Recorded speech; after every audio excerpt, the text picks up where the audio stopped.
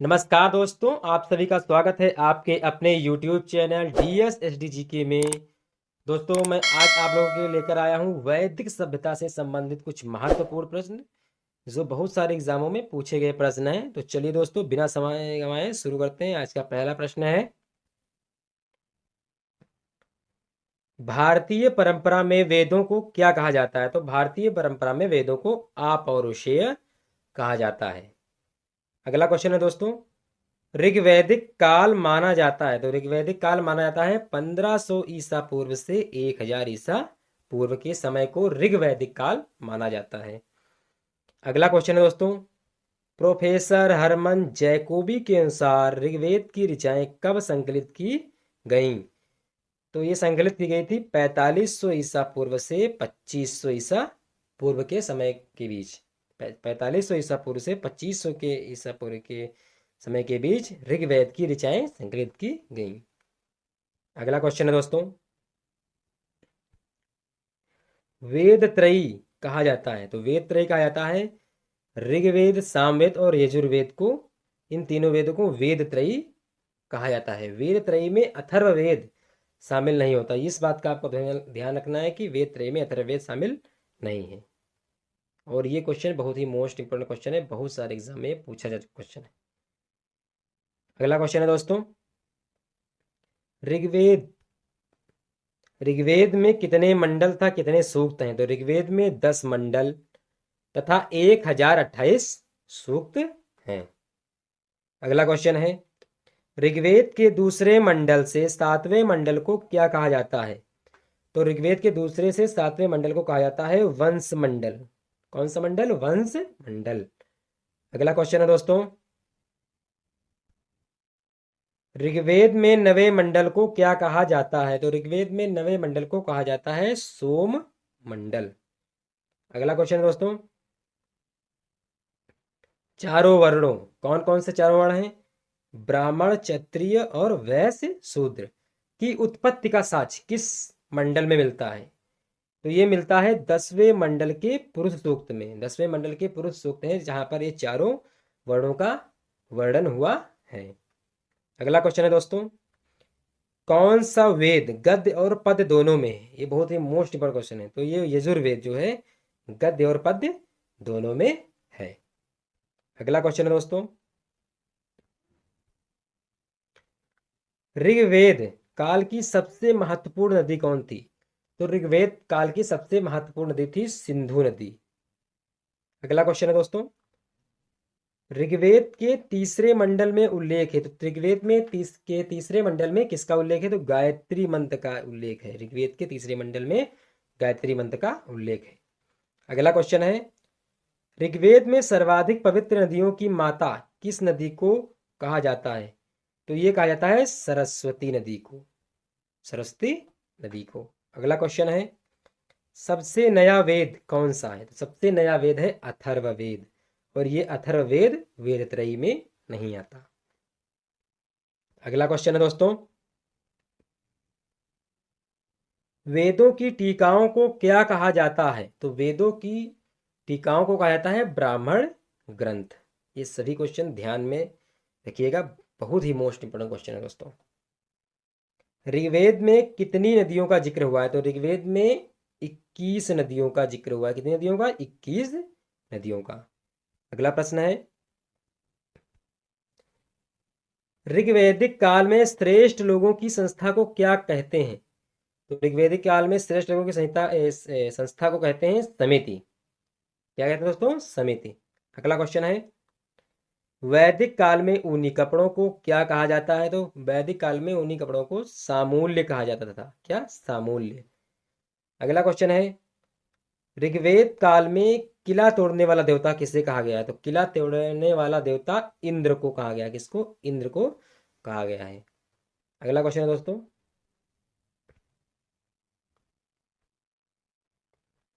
उत्तर उत्तर वैदिक काल के सबसे प्रतापी देवता थे। तो उत्तर वैदिक काल के सबसे प्रतापी देवता थे प्रजापति। प्रजापति जिसे ब्रह्मा भी कहते हैं। अगला क्वेश्चन है,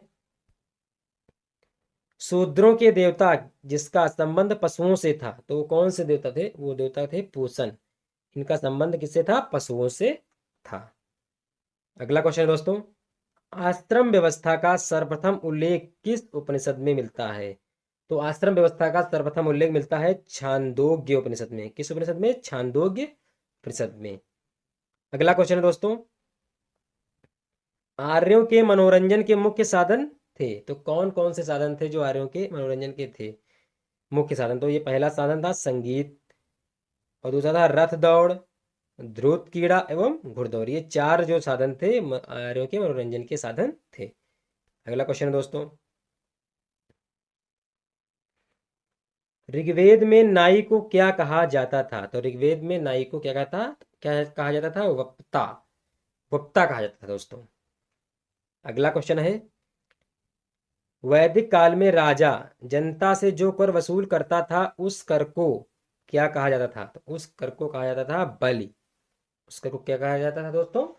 बलि कहा जाता था। अगला क्वेश्चन है, वैदिक काल में दही को जौ के सत्तू में मिलाकर बनाया जाने वाला खाद्य पदार्थ कहलाता था, तो ये करव कहलाता था। क्या दोस्तों? करव। करव दो चीजों से मिलकर बनता था, दही और जव के सत्तू से मिलकर बनता था। अगला क्वेश्चन है दोस्तों, किस वेद में सभा और समिति को प्रजापति की दो पुत्रियों के समान माना गया है? तो ये माना गया है अथर्ववेद में। किस वेद में दोस्तों? अथर्ववेद में। अगला क्वेश्चन है, अथर्ववेद को अन्य और किस नाम से जाना जाता है? तो अथर्ववेद को अन्य ब्रह्मवेद के नाम से जाना जाता है। किस नाम से? ब्रह्मवेद के। अगला क्वेश्चन है दोस्तों, सर्वप्रथम कर लगाने की प्रथा कब शुरू हुई? तो ये सर्वप्रथम कर लगाने की प्रथा उत्तर वैदिक काल में शुरू हुई। कब शुरू हुई? उत्तर वैदिक काल में। अगला क्वेश्चन है दोस्तों, पत्नी को अर्धांगिनी कहा जाता है, तो पत्नी को शतपथ ब्राह्मण नामक ग्रंथ में पत्नी को अर्धांगिनी कहा गया है। अगला क्वेश्चन है दोस्तों,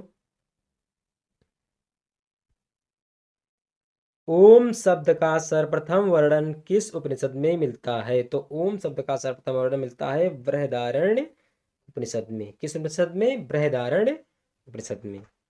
अगला क्वेश्चन है दोस्तों, पाप पुण्य तथा स्वर्ग नरक का उल्लेख सर्वप्रथम किस वेद में मिलता है? तो ये मिलता है ऋग्वेद में, पाप पुण्य और स्वर्ग नरक का उल्लेख।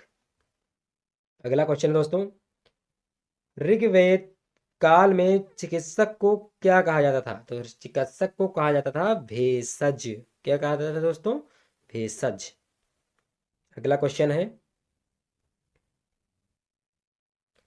वैदिक काल के लोगों द्वारा प्रयोग में लाई गई सर्वप्रथम धातु। तो वैदिक काल के लोगों द्वारा प्रयोग में लाई गई सर्वप्रथम धातु थी तांबा। क्या थी दोस्तों? तांबा। अगला क्वेश्चन है, उत्तर वैदिक काल की समयावधि थी। तो उत्तर वैदिक काल की समयावधि थी 1000 ईसा पूर्व से 600 ईसा पूर्व। ये उत्तर वैदिक काल की समयावधि है। अगला क्वेश्चन है दोस्तों, उत्तर वैदिक काल में लोहे को कहा जाता था। तो उत्तर वैदिक काल में लोहे को श्याम अयस तथा कृष्ण अयस कहा जाता था। उत्तर वैदिक काल में इनको लोहे का ज्ञान हो गया था, वैदिक काल के लोगों को। अगला क्वेश्चन है दोस्तों, राजा परीक्षित का उल्लेख किस वेद में मिलता है? तो राजा परीक्षित का उल्लेख मिलता है अथर्ववेद में। किस वेद में? अथर्ववेद में। अगला क्वेश्चन है दोस्तों, उत्तर वैदिक काल के किस शासक ने नाग यज्ञ करवाया था? तो नाग यज्ञ करवाया था जन्मेजय ने। अपने पिता का बदला लेने के लिए जन्मेजय ने नाग यज्ञ करवाया था। अगला क्वेश्चन है दोस्तों, शतपथ ब्राह्मण में सूदखोर को क्या कहा जाता था? तो सूदखोर को कहा जाता था कुशीदीन। कुशीदीन। अगला क्वेश्चन है दोस्तों, पुनर्जन्म का सिद्धांत सर्वप्रथम कहाँ मिलता है? तो पुनर्जन्म का सिद्धांत मिलता है शतपथ ब्राह्मण नामक ग्रंथ में। अगला क्वेश्चन है दोस्तों, 12 प्रकार के रत्नियों का उल्लेख कहाँ मिलता है? तो 12 प्रकार के रत्नियों का उल्लेख भी शतपथ ब्राह्मण में मिलता है। अगला क्वेश्चन है दोस्तों, राजत्व के सिद्धांत का उल्लेख कहाँ मिलता है? तो राजत्व के सिद्धांत का उल्लेख मिलता है ऐतरेय ब्राह्मण नामक ग्रंथ में। अगला क्वेश्चन है दोस्तों,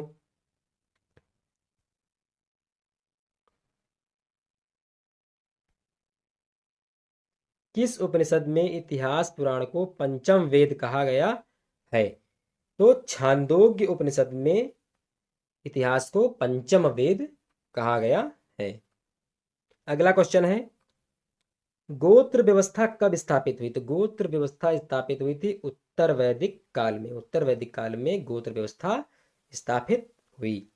अगला क्वेश्चन है, मूर्ति पूजा का आरंभ किस काल में हुआ? तो मूर्ति पूजा का आरंभ उत्तर वैदिक काल में आरंभ हुआ। अगला क्वेश्चन है दोस्तों, अथर्ववेद में राजा को आय का कौन सा भाग मिलता था? तो 16वां भाग मिलता था। अथर्ववेद के अनुसार राजा को कौन सा भाग मिलता था? तो 16वां भाग मिलता था। अगला क्वेश्चन दोस्तों, प्रथम बार चारों आश्रमों की चर्चा किस उपनिषद में हुई है? तो चारों आश्रमों की प्रथम बार चर्चा हुई है जबालोपनिषद में। जबालोपनिषद में प्रथम बार चारों आश्रमों की चर्चा हुई है। अगला क्वेश्चन दोस्तों, किस संहिता में 24 बैलों द्वारा खींचे जाने वाले हलों का उल्लेख मिलता है? तो यह काठक संहिता। काठक संहिता में 24 बैलों द्वारा खींचे जाने वाले हलों का उल्लेख मिलता है। अगला क्वेश्चन है दोस्तों, उत्तर वैदिक काल में विधवा पुत्र को कहा जाता था। तो विधवा के पुत्र को कहा जाता था देधिपत्य। क्या कहा जाता था दोस्तों? देधिपत्य। अगला क्वेश्चन है, उत्तर वैदिक काल में वेद विरोधी और ब्राह्मण विरोधी धार्मिक अध्यापकों को किस नाम से जाना जाता था? तो इसका जाता था श्रमण नाम से।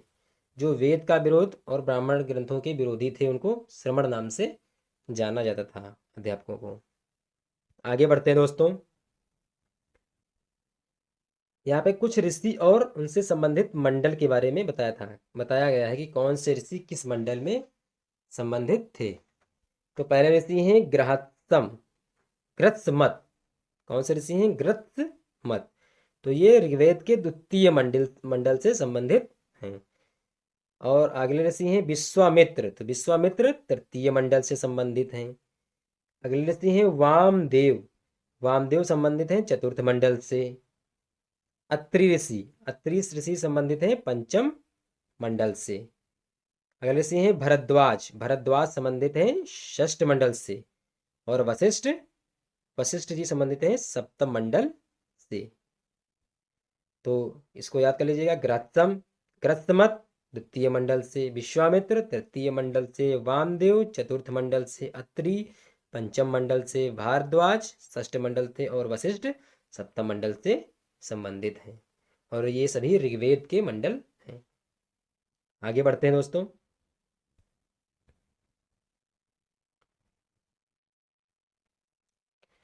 अगला है ऋग्वैदिक कालीन नदियाँ। तो कुछ ऋग्वैदिक कालीन नदियाँ हैं, उनके प्राचीन नाम दिए गए हैं और उसके आधुनिक नाम। आधुनिक में उसको क्या कहते हैं ये दिया गया है। तो पहली कौन सी नदी थी? कुरमू नदी। तो कुरमू नदी का आधुनिक नाम है कुर्रम नदी। और अगली नदी है कुंभा। कुंभा का आधुनिक नाम है काबुल। अगली नदी है वितस्तता। वितस्तता का आधुनिक नाम है झेलम। आगे बढ़ते हैं दोस्तों, अगली नदी है अस्किनी। अस्किनी का आधुनिक नाम है चिनाब नदी। क्या नाम है? चिनाब। अगली है नदी है परसड़ी। परसड़ी नदी का आधुनिक नाम है रावी। इसे अब रावी नदी कहते हैं। अगली नदी है सतुद्री। सतुद्री का नाम है सतलज। अगली नदी है विपासा। विपासा का आधुनिक नाम है व्यास। अगली नदी है सदा नीरा। सदा नीरा का आधुनिक नाम है गंडक नदी। आगे बढ़ते हैं दोस्तों, अगली है द्रस्तुति। द्रस्तुति इसका आधुनिक नाम है घग्गर नदी। क्या नाम है? घग्गर नदी। और है ये गोमती। गोमती का आधुनिक नाम है गोमल, लेकिन अभी भी गोमती नदी ही कहीं कहीं कहा जाता है। जैसे लखनऊ गोमती नदी के किनारे बसा है, तो अभी इसका नाम गोमती भी है और गोमल भी, कहीं कहीं इसका नाम गोमल भी है। अगली नदी है सुवस्तु। सुवस्तु को स्वात नदी कहा जाता है इसमें। सिंधु नदी। सिंधु नदी को अब इसमें सिंध नदी के नाम से जाना जाता है। ये सभी ऋग्वैदिक कालीन नदियां हैं जिनके आधुनिक नाम दिए गए हैं। इस चार्ट को आप एक बार में तो आपको ये याद नहीं होगा, इसलिए इसको 2-3 बार जरूर देखिए। तो ये सभी क्वेश्चन, इसमें से क्वेश्चन ये पूछे जरूर जाते हैं एग्जाम में, इसलिए बहुत ही ध्यानपूर्वक आप लोगों को इनको पढ़ना है और इसको कंसिडर कर लेना है। आगे बढ़ते हैं दोस्तों। वैदिक कालीन शब्दावलियाँ, वैदिक कालीन शब्दावलियाँ यहाँ पर दी गई हैं कि किस चीज़ को क्या कहा जाता था। इसको बहुत ही ध्यान से हम लोग पढ़ लेते हैं। तो ब्रीही, ब्रीही कहा जाता था किसको? चावल को। जो चावल है, चावल को ब्रीही कहा जाता था। दूसरी शब्दावली है तक्षण। तक्षण किसको कहा जाता था? कहा जाता था बढ़ाई को। बढ़ाई को तक्षण कहा जाता था। और अगला है निष्क। निष्क कहा जाता था मुद्रा के लिए प्रयुक्त शब्द। ये निष्क जो शब्द था ये मुद्रा के लिए प्रयुक्त होता था। आगे बढ़ते हैं दोस्तों। अगली शब्दावली है ब्रजपति। ब्रजपति कहा है चारागाह के अधिकारी को कहा जाता था ब्रजपति। अगली शब्दावली है गौरी। गौरी भैंस को कहा जाता था। गौरी किसको कहा जाता था? भैंस को गौरी कहा जाता था। अगला है दोस्तों उर्दर।